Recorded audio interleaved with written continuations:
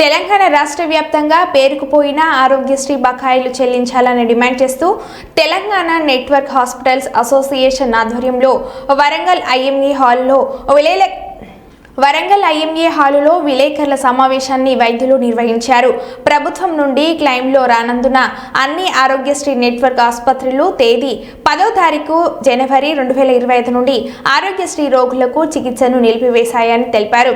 సేవలను నిలిపివేయడానికి కారణాలు తెలుపుతూ ఆసుపత్రులు వారి కన్సల్టేషన్లు మొత్తాలను మరియు జీతాలను చెల్లించలేనందున కన్సల్టెంట్లు పనిచేయడానికి ఇష్టపడరని, గత 6 నెలలుగా ఆసుపత్రులు తమ మొత్తాన్ని చెల్లించకపోయినందున సరఫరాదారులు తమ సరఫరాలను నిలిపివేశారు అని ఈ ప్రాతినిధ్యంలో మా ప్రతిపాదనలను ఆరోగ్య మంత్రికి, ఆరోగ్యశ్రీ సీఈఓకు కూడా ఫిర్యాదు చేశామని వైద్యులు తెలిపారు. వారి 4 ప్రధానమైన డిమాండ్లను ప్రభుత్వానికి తెలియజేశామని వైద్యులు అన్నారు. ఈ కార్యక్రమంలో తెలంగాణ నెట్వర్క్ హాస్పిటల్స్ అసోసియేషన్ రాష్ట్ర అధ్యక్షుడు doctor Rakesh, doctor Vijay Chandra Reddy, doctor Nagarjuna Reddy, doctor Ramesh, doctor Sudhir Kumar, doctor Samartha Reddy, doctor Mahesh తదితరులు పాల్గొన్నారు.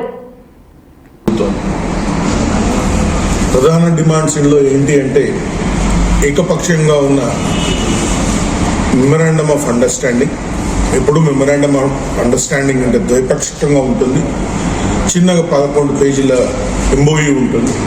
మీరు 74 పేజీల ఎంఓయూతో హాస్పిటల్స్ పై చాలా రకాలైన ప్రాబ్లమ్స్ క్రియేట్ అవ్వబడుతున్నాయి. రెండవది రివిజన్ ఆఫ్ ప్యాకేజెస్.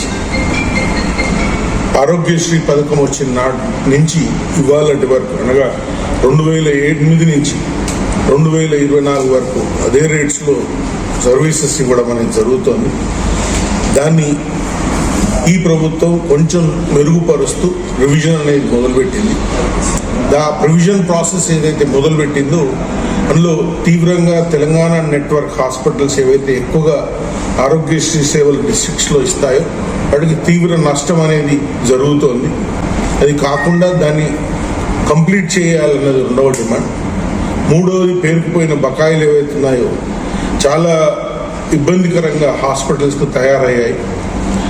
జీతభత్యాలు ఇవ్వాలనే కానీ, వచ్చిన కన్సల్టెంట్స్కు మనీ ఇవ్వడమే కానీ, లేకుంటే వచ్చే వెండర్స్కు ఏదైతే హాస్పిటల్ సప్లైస్ ఉన్నాయో వాళ్లకు బకాయిలు చెల్లించడమే కానీ, ఇవన్నీ ఇబ్బందికరంగా మారుతున్నందుకు పాత బకాయిలు చెల్లిస్తూ ఇప్పటి నుంచి పేమెంట్స్ ఏవైతే ఉన్నాయో వాటిని అక్కడ సరళీకృతం చేస్తూ రెగ్యులర్గా వచ్చే విధంగా చేయాలని.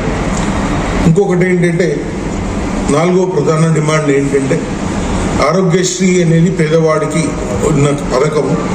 పేదవాడు అనేవాడు మన డిస్ట్రిక్ట్స్లో ఉన్నాడు. డిస్ట్రిక్ట్స్లో మేమందరము ఈ సర్వీసెస్ యథావిధిగా కొనసాగిస్తూ మాకు ఇబ్బందులు జరిగినా కూడా మేము సర్వీసెస్ కొనసాగిస్తూనే ఉన్నాము. ఈ హాస్పిటల్స్కు ప్రాధాన్యత ఇస్తూ ఈ ముందు కూడా కొంత ప్రిఫరెన్షియల్గా బకాయిలు హాస్పిటల్స్కు చెల్లించాలని విజ్ఞప్తి చేస్తున్నాము. 368 హాస్పిటల్స్ ఎంపానల్ అయ్యండి. మొన్న ఇచ్చిన 100 కోట్ల బకాయిలతో దగ్గర ప్రతి హాస్పిటల్కు 9 నుంచి 10% పైసలు వచ్చాయి. దాని అర్థం ఏంటి అంటే అనదర్ 90% అమౌంట్ రావాలి. సో దగ్గర మా అంచనా మేరకు this will be somewhere between 900 to 1000 crores. దగ్గర 18 to 20 months ఈ పేమెంట్స్ అనేది రావటం లేదు. సో వాటితో కూడా హాస్పిటల్స్కి ఇబ్బంది జరుగుతుంది. 9వ తారీఖు గౌరవనీయులు సిఇఓ గారు సంప్రదింపులకు పిలిచారు. వాటిలో మాట్లాడారు. వాటికి మాకు కావాల్సిన ఇవేంటి అనేది కూడా వారికి సూచించాము. మళ్ళీ అదేవిధంగా 11వ తారీఖు 12వ తారీఖు ఆదివారం రోజు కూడా వారితో మళ్ళీ సంప్రదించడం అనేది జరిగింది. వారికి మళ్ళీ అదే విధంగా తను చెప్తున్నాడు. బట్ మాకేంటి అంటే ఇదివరకు గత 8 ఏళ్లుగా ప్రతిసారి ఇదే జరుగుతుంది. 100 కోట్లు ఇవ్వడం, వాళ్ళు ఇస్తాను అన్న హామీ కొద్ది మేము వెనుకకు తగ్గడము, మళ్ళీ అదే పరిస్థితిలో ఉండడం. ఇది కాదు. ఒక స్ట్రాంగ్గా ముందుకు వెళ్లే విధంగా ఒక ప్రణాళికాబద్ధంగా వెళ్ళాలన్న సూచన వారికి